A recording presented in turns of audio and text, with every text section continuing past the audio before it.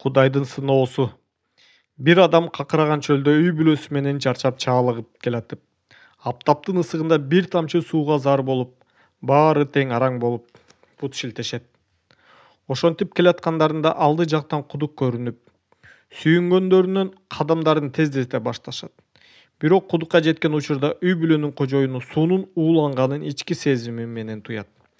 Ошентсе да таңдайлары катып, өлтүрөгөн муздак суу көздөрүнөн өтүп турганда туюмга маани бербей, суудан сузуп алгач балдарына, анан аялына ичирип, эми мына өзүнө сузайын деп жатканда аялы менен балдары иштерин мыжыга кармап, жерге жыгылып, калтырап титиреп понтой башташат.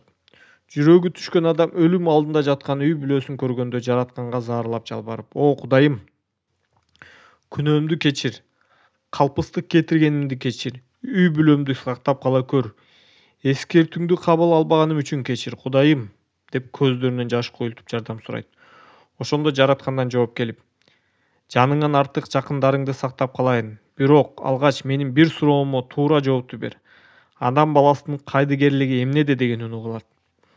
Үй бүлөсүнүн ысык кумда онтоп кыйналып жатканын жүрөгүн тилип, адам боп-боз болуп жооптон жаңылбасам экен деп алдастай сүйлөйт.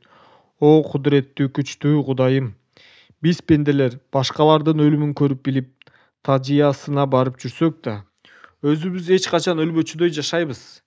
Өзүң жараткан көкүрөктүү жан деген улуу нерсеге, сени менен байланыштырчу сезим туюмга кайдыгер карап, жакшыда да жаманда да берип турган белгиңе маани бербей кайдыгер болуп келебиз.